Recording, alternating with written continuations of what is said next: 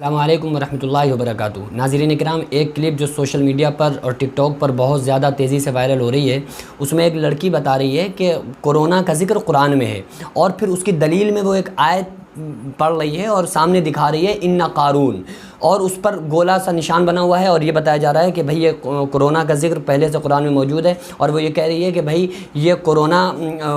قرآن نے پہلے بتایا تھا کہ لوگوں کو کورونا وائرس ہوگا، اس لیے ہمیں مت ڈراؤ کورونا سے، ہمارے قرآن نے پہلے بتایا ہوا ہے۔ لا حول ولا قوت الا باللہ العلی العظیم۔ اتنی بڑی جہالت ہے یہ، اور اتنی بڑی خیانت ہے قرآن مقدس کے ساتھ کہ بھئی انسان یہ نہیں سوچتا ہے ہم کون سی بات کہاں ملا رہے ہیں۔ اس میں اللہ تبارک و تعالیٰ نے قارون کا واقعہ بتایا اور قارون کا ذکر کیا، جو کہ فرعون کے زمانے میں تھا، حضرت موسیٰ علیہ السلام کے زمانے میں تھا، اور ایک جگہ قرون کا لفظ آیا ہے، قرون کا لفظ آیا ہے۔ تو یہ اس سے کرونا وائرس کو بتانا یہ بالکل ذہن میں نہ آنے والی بات ہے، اور پھر لوگ اس کو لائک کر رہے ہیں اور پھر اس کو خوب شیئر کر رہے ہیں۔ یہ ہوتی ہے ہماری کم علمی کہ بھائی ہم نے کوئی بھی چیز اس میں دیکھی اور اس کے بعد بلا تحقیق ہم نے اس کو وائرل کرنا شروع کر دیا۔ اللہ سے دعا کریں اللہ تعالیٰ میں اس فتنے سے بچائے۔ اللہ تبارک و تعالیٰ کے قرآن کے ساتھ کھلواڑ کرنے کی بہت بری سزا ہے۔ بھائی اللہ کے قرآن پہ عمل نہ کرنے کی جب اتنی سزائیں ہیں، تو اس کے ساتھ جب ہم کھلواڑ کریں گے، قرآن کو بالکل جس میں جو سمجھ میں آیا اپنے فالوورز بڑھانے کے لیے، لائکس لینے کے لیے ہم نے قرآن کی آیتوں کو پیش کر رہے ہیں، خدا بیڑا غرق کرے گا ایسے لوگوں کا۔ بہت زیادہ اس کو بالکل اس پر کمنٹ کریں اور اس سے کہیں کہ یہ اس طرح کی خرافات باتیں کرنے کی ضرورت نہیں ہے، اور جو لوگ بھی اس کو فالو کیے ہوئے ہیں سب انفالو کر دو کہ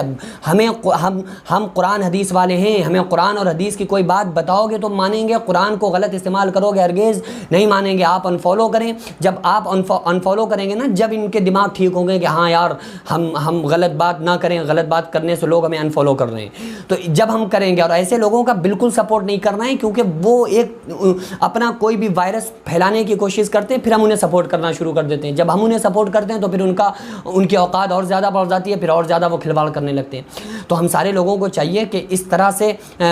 قرآن مقدس کے ساتھ کھلواڑ نہ کریں، اور اس طرح کی کوئی بھی ویڈیو آپ کے پاس آئے تو آپ فوراً اس کو ڈیلیٹ کریں اور آگے شیئر ہرگز نہ کریں، اور اللہ رب العالمین سے توبہ کریں کہ اللہ تبارک و تعالیٰ قرآن کے ساتھ اتنے بڑا جو مذاق چل رہا ہے، تو اس سے ہم تمام لوگوں کو ہمیں بہت دور رکھے، اور اللہ تبارک و تعالیٰ قرآن مقدس پر عمل کرنے کی توفیق عطا فرمائے، قرآن کی عزت کرنے کی اور قرآن مقدس پڑھنے کی، اس پر عمل کرنے کی توفیق عطا فرمائے۔